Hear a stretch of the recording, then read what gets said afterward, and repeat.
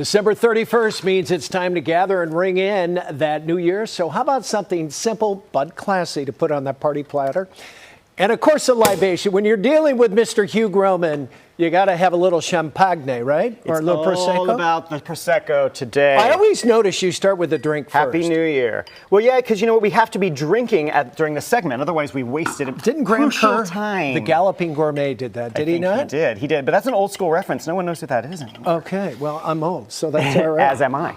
Happy New Year. Happy New Year. So we've got... What are we doing here? We've got a really simple specialty cocktail for New Year's Eve. Hold on, don't go crazy here. Don't go crazy. Oh, yeah. This is going to be a Pomegranate Bellini. So it's the Prosecco and the pomegranate. Look how pretty and that is. Just pomegranate juice? Exactly, pomegranate juice. And then you can either garnish it like that with a little orange, or I'm going to show you real quick how to segment this. Just take me 1 second. Okay, I'm an old bartender, so I've been there. You know, okay, so you squeeze it and you cut around the outside edge, okay?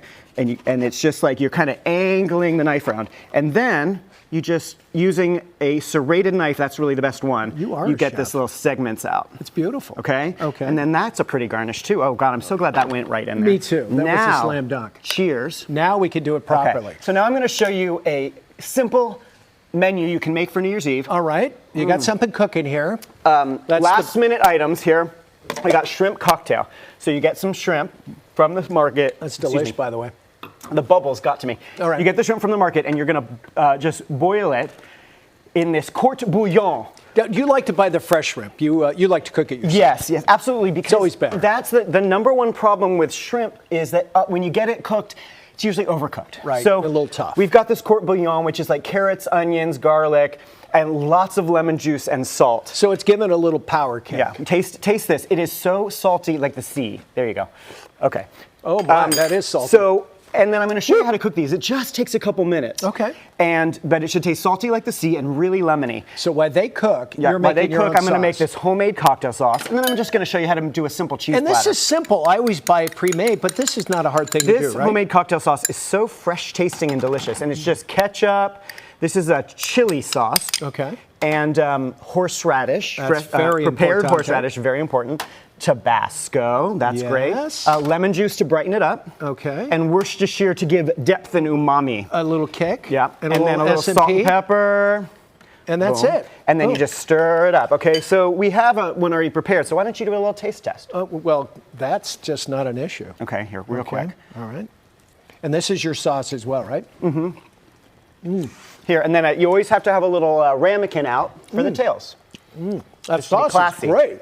Oh my God, that's And then you can just, then you can just garnish it with a little parsley. All right, before you do the cheese thing, I'm going to say aardvark, and what does that mean to you? Aardvark is, it's just a way of saying to my kitchen team, they're fabulous. You're thinking a little Carol Burnett exactly, twitch of the ear, right? Exactly, and it's hard to get in there sometimes. So, so that's the shrimp cocktail. And now, let me just show you about these shrimp when you want to know how they're done. See how they're curling up and they've turned pink? Right. They're just about done. I'm going to give them like 30 more seconds, and then at that point, they're done. And I'm going to just take them out and put them onto this.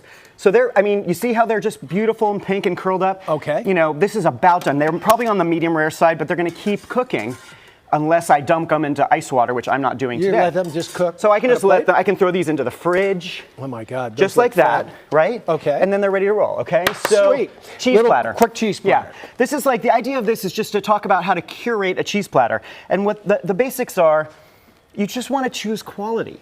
Pick a couple of cheeses that you really like, splurge, and then throw let stuff on kind some of be other a little stuff. messy, right? Yeah, well, messy's good.